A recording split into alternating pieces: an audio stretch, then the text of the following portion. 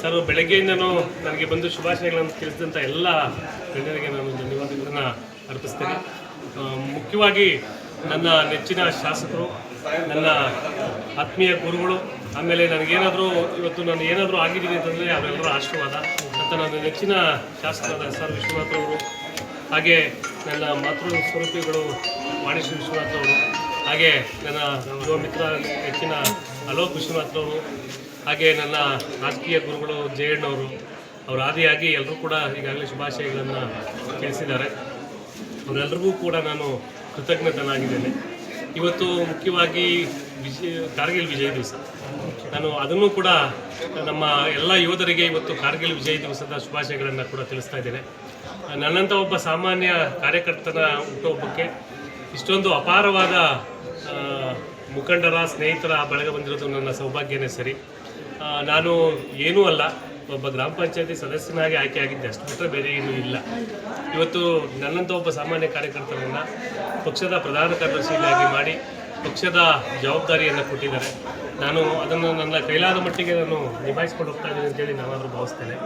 ಇವತ್ತು ಇಷ್ಟೊಂದು ಜನ ನನಗೆ ಸ್ನೇಹಿತರು, ಮುಖಂಡರು ಶುಭ ಹಾರೈಸಿದ್ದಾರೆ ಅಂದರೆ ಅವರಿಗೆ ನಾನು ಋಣಿಯಾಗಿರಬೇಕು. ಅವರು ಎಷ್ಟು ನನ್ನ ಮೇಲೆ ಪ್ರೀತಿ ತೋರಿಸ್ತಾರೆ ಅಷ್ಟು ಜವಾಬ್ದಾರಿ ನನ್ನ ಮೇಲೆ ಹೆಚ್ಚಾಗುತ್ತೆ. ಈ ಒಂದು ನಿಟ್ಟಿನಲ್ಲಿ ನಾನು ಎಲ್ಲರಿಗೂ ಕೂಡ ಆಭಾರಿಯಾಗಿದ್ದೇನೆ. ಮುಂದಿನ ದಿನಗಳಲ್ಲಿ ಪಕ್ಷ ಯಾವ ರೀತಿ ನನಗೆ ಸಂಘಟನೆ ಮಾಡೋದಕ್ಕೆ ದಾರಿ ಕೊಡುತ್ತೆ ಆ ನಿಟ್ಟಿನಲ್ಲಿ ನಾನು ಪಕ್ಷವನ್ನು ಸಂಘಟನೆ ಮಾಡ್ಕೊಂಡು ಹೋಗ್ತೀನಿ. ಎಲ್ರಿಗೂ ಧನ್ಯವಾದ. ಸರ್, ಈಗಾಗಲೇ SIR ನಮ್ಮ ಅಲೋಕ್ ವಿಶ್ವನಾಥ್ರವರು BLA ಆಗಿದ್ದಾರೆ.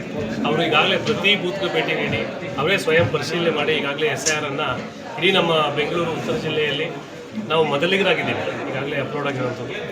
ಇನ್ನೂ ಕೂಡ ನಿನ್ನೆ ಮತ್ತು ಇವತ್ತು SIRನ ಮಹಾ ಅಭಿಯಾನ ಕೂಡ ನಡೀತಾ ಇದೆ. ಅದನ್ನು ಕೂಡ ಪ್ರತಿಯೊಬ್ಬ ಕಾರ್ಯಕರ್ತರು ಕೂಡ ಮಹಾ ಅಭಿಯಾನದಲ್ಲಿ ಎಲ್ಲರೂ ತೊಡಗಿಸ್ಕೊಂಡು ಹೆಚ್ಚಿಗೆ ಮತದಾರರ ಪಟ್ಟಿಗೆ ಸೇರಿಸೋದಕ್ಕೆ ಎಲ್ಲರೂ ಕೂಡ ಪ್ರಯತ್ನ ಪಡ್ತಾ ಇದ್ದಾರೆ. ನಮ್ಮ ಯಲಹಂಕ ಕ್ಷೇತ್ರದಲ್ಲಿ ಯಾವ ಕಾರ್ಯಕ್ರಮ ಕೂಡ ಹಿನ್ನಡೆ ಆಗಿಲ್ಲ. SIR ಇರ್ಬೋದು, ಮನ್ ಕಿ ಬಾತ್ ಇರ್ಬೋದು, ಮೆಂಬರ್ಶಿಪ್ ಮಾಡಿರೋಂಥದ್ದು ಇರ್ಬೋದು, ಯಾವುದೇ ಕಾರ್ಯಕ್ರಮ ನಾವು ಅಚ್ಚುಕಟ್ಟಾಗಿ ಮಾಡಿದ್ದೀವಿ. ಯಾಕಂದರೆ ಎಲ್ಲ ಕಾರ್ಯಕರ್ತರು ಕೂಡ ಎಲ್ಲರೂ ಬಲಿಷ್ಠರಾಗಿದ್ದಾರೆ. ಮುಖ್ಯವಾಗಿ ನಾಯಕತ್ವ ಬಲಿಷ್ಠವಾಗಿದೆ. ನಾಯಕ ಬಲಿಷ್ಠ ಆಗಿದ್ದರೆ ಸೈನಿಕರು ಬಲಿಷ್ಠವಾಗಿರ್ತಾರೆ. ಅದಕ್ಕೆ ಸ್ಪಷ್ಟ ಉದಾಹರಣೆ ಇದು.